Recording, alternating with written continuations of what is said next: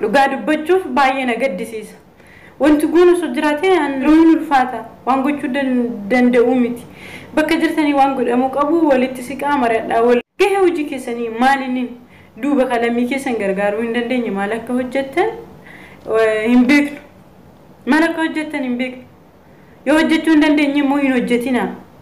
Ijoollee keessan gargaaraa. Akkuma sabni biraa nama isaanii gargaarate yoo rakkoon tokko uumamellee mootummoonni biyya biraa fudhatu isinis lammii keessan fudhachuudha qabda yoo hin dandeenye immoo hin dhiiftu. Indee abjuun koo raawwate milkiin koo siin tolee dhahaan darbatames nan kaasne mogolee. Nagaan waaqayyoo isiniif baay'ee akkam jirtu hordoftoonni Saaroo Entertainment biyya keessaa fi biyya alaanis nagaadha waaqayyoo fagalatu sanillee nagaa guutuu qabdan abdii amantii guutuun qaba. Nagaa keessan nagaa kootti aansuudhaanii waan hedduu na tuqee fi akkasumallee waan hedduu na gaddise tokko isiniif qabadhee dhufe jechuudha. Waggoota hedduudhaa fi yeroo hedduudhaa fi Oromoo jenna jechuudha. Qooda wal gargaaruu fi qooda wal utumsinu garuu walirratti duuluudhaa fi sadarkaa tokkoffaarratti kan argamu uummata Oromoo fi anaafisidha jechuudha. Maaliif akkasitti dheekkamtanaan jechuu dandeessu? Obboleettii keenya Zaaraa Entertainment yookiin immoo Zaaraa Sanyii Jawaar Mohammed jettee Feesbuukii banattee kan jirtu jechuudha. Mucaayyoon kun nama yeroo dheeraadhaaf Oromoodhaaf aarsaa kaffalaa akkasuma gita gargaarsaattis ta'e gita sagalee ta'utti obboleewwan keenya mana hidhaattis ta'e dhukkuba garaagaraatiin biyya garaagaraa keessatti rakkataniif nama dursitee sagalee ta'aa turte namootaafis karaa saaqaa kan turte obboleettii keenya Zaaraa Entertainmentidha jechuudha. Namni hin beekne hin jiru jechuudha. Yoo dhugaa walitti himne jechuudha. Obboleettiin keenya kun garuu turteetti erga miidiyaarraa dhabamte. Maaliif dhabamte namni jedhee gaafatu hin jiru. Kaleessa dheengadda warri Zaaraa koo jedhee jala kaawwatus gaafa rakkina isaa warroonni hiriyyaanis namni gadi ba'ee Zaaraan kana taate kanaaf baddi jedhu tokko illee hin jiru. Darbitee qofa akka dhukkubuu fi akka dhukkubaanii rakkachaa jirtu deebitee ni dubbatti. Akkasumallee osoo ani hin du'iin illee jettee jechuudhamti isheen dhaamsa karaa peejii ishee maxxansitee jirte jechuudha. Achuma jalatti garuu Rabbi si haa fayyisu kan jedhu malee si gargaarra. Rabbillee si haa fayyisu nutillee si tumsinee waan si barbaachisu jedhu namni tokkollee hin jiru jechuudha. Hanga ammaatti groupiin dhaabatee mucaa kana gargaaraa jiru. Osoo mucayyoon kun lubbuun ishee boqotee garuu YouTube'iin jiru, TikTok'iin jiru, Facebook'iin jiru, social miidiyaan kamiyyuu jechuudha ishee afarsa. Hundumtu social miidiyaan kamiyyuu hin afarsa jechuudha. Akkasuma kana Zaaraan Entertainment yookiis immoo Zaaraan Sanyii Oromooni yeroo ammaa kanatti obboleessa ishee jalaa ajjeesaniitu jiru jechuudha. Mana deemaniiti ilma kee keessa yookiis ijoollee kee keessa kamiin ajjeesanaan obboleessa ishee tokko fudhanii mana hidhaa tursanii sana booddee deemsanii jalaa ajjeesanii jiru. Isheen illee dubbatteetti jechuudha.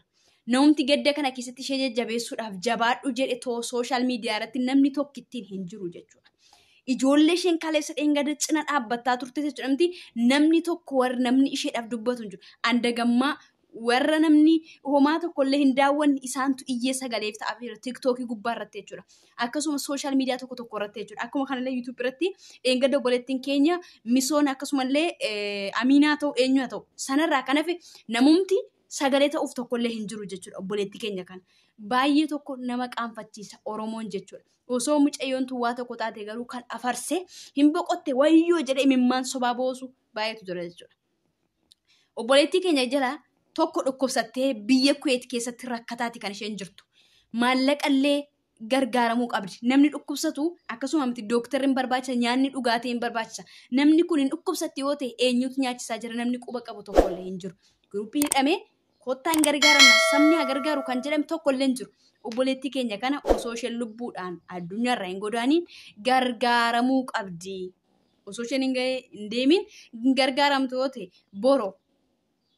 Borimimmaan sobaa boosuu keenyarra gargaaruu qabna jechuudha. Nama immoo namummaadhaaf gargaari. Keessattuu nama Oromoorraa oolmaa guddaa oole immoo cal jettee lafatti ilaaltu. Namni gaafa fayyaa qabu qofa itti fayyadamtee gaafa inni fayyaa hin qabne gatta yoo ta'e dhaloonni boriiftaan ganaa bu'aa Oromoodhaaf buusanii haamilee maaliitiin bu'aa buusuudhaaf itti galure? Du'uuf itti galu ittiin galan. Kanaafuu yaa obboloota koo wal gargaarree obboleettii keenya kana rakkina isheerraa dhukkuba ishee kana yoo akimii guddaa ta'e illee birrii tokko yoo maantaan walitti buufamee obboleettiin keenya kun dhukkuba isheetti illee akka isheen fayyitu du'aayii akkasuma akka amantaatti kadhachaa fi dabalatillee gargaarsillee ta'ee fi obboleettii keenya kanaaf sagaleen ta'ee fi yoo gara biyyaa ta'e illee gara biyyaatti galuu malee biyya ormaa keessatti waggaa meeqa dararamti. Sanuma keessa dhukkuba sana keessa teessee isa aktivistoota yookiis immoo warroonni bebbeekamna jedhanii social media kanatti dhageetti qabanii waa'ee uummata keenya hongeedhaan dhumaa jiranii kanaadhaa fi sagalee kan ta'an tokkollee jiran isheen garuu sagalee taateef jirti. Isa ammaa kanallee jechuudha. Nama uuma Oromoodhaaf quuqama qabuu fi Oromoodhaaf quuqamu kun immoo rakkinaaf dhukkubaan sirriitti galee jira. Kanaafuu yaa Oromoo hituu jechuudha baannee gargaarree obboleettii keenya kana gargaarreetii barbaachisa. Gahee hojii keessanii maaliin duuba kalamii keessan gargaaruu hin dandeenye maal akka hojjettan hin beeknu. Maal akka hojjettan hin beeknu. Yoo hojjechuu hin dandeenye immoo hin hojjetina. Ijoollee keessan gargaaraa. Akkuma sabni biraa nama isaanii gargaarate yoo rakkoon tokko uumamellee mootummoonni biyya biraa fudhatu isinis lammii keessan fudhachuudha qabda. Yoo hin dandeenye immoo hin dhiiftu. Namni maaliif akkanatti owa kanaan gubata? Gaheen hojii keessanii hoo maalinni? Qaanfadhaa gaadiqqoo.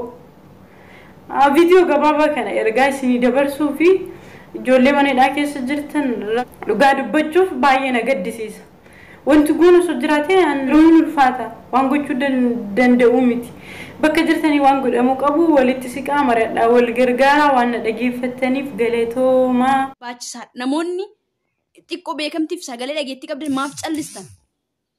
Zaaran seera oolmaan qabdu kaleessa dhengada zaaraa gochaan turre jala sirbaan turre isin har'oo kaleessa yeroo isin rakkatan isin gargaarre har'a maaf jaljalaa jettan osoo isheen fayyitee tooraa fi gita namaa teesse immoo akkamitti ija guuttanii dubbattu isin hadaraa yaa Oromoo gaafa namni fayyaa qabuuf qofa namatti hin fayyadamina fagoo nagu ammuma hayyootuma Oromoo isin har'a jala kaattan kana osoo isaan dhukkubsatanii manatti galan illee akkuma kana jechuudha.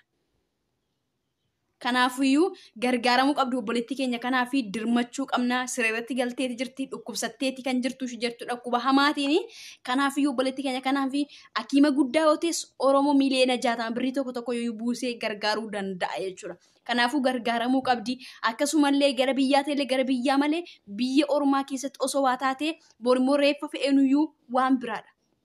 Borimmoo sobdee imam sobaa buustee jechuu keerra har'a yeroo isheen fayyaadhaan jirtu yoo jiraatte si fayyaddi. Yoo jiraatti yaada haaraa fi Oromoodhaaf bu'aa buuste yoo jiraatti si illee si gargaarti.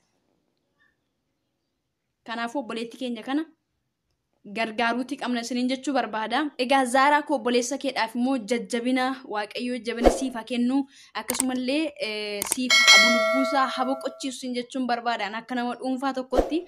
Egaa ni ulfaata dhukkuba keessa ta'anii gadda obboleessa ofii haadha ofii yookiis immoo dhiiga ofii dhaga'uun baay'ee tokko nama fudhachuun fi amanuun nama rakkisa waan godhamu hin jiru rabbi gaa humnaa fi dandeettii qaba sirraallee haa kaasu uummanni Oromoollee akka sagalee siiftee akkasumallee uummanni Oromoo akkasii qaqqabullee abdii guutuuti kan nuti qabnu obboleewwan koo gargaaruu qabna hadaraan isiniin jechuu barbaada sagalee ta'a nama tokko abaluu 3 4 hin jedhina sagalee ta'aa fi hanguma sagalee ta'aa fi deemtu dhageettiin dhagahama. Fakkeenya boonsiin fudhadha xinnaa fi guddaan iyye gaafa obboleewwan kiyya Saudi Arabiyaa keessatti rakkatan jechuudha. Akkuma ati xiqqaa fi guddaan inni dhageetti qabu inni dhageettiin qabnees quuqqamee iyye sana immoo dirmannaan ta'e obboleewwan keenya muraasni isaanii keessaa biyyatti galanii jiru jechuudha. Kun maadha xiqqoo fi 2 3 abaluu sagalee ta'eeraaf ittiin callisiin sagalee ta'e obboleettii keeti. Ani kun dhaamsa kiyyadha. Obboleettiin keenya kun ammaaf dhukkubsateetti kan isheen jirtu gargaaramuu qabdi Oromoo sagalee ta'aa fi dirmadhaa fi utuu obboleettiin keessan isin biraa afurri ishee keessaan bahin. Galatoomaa.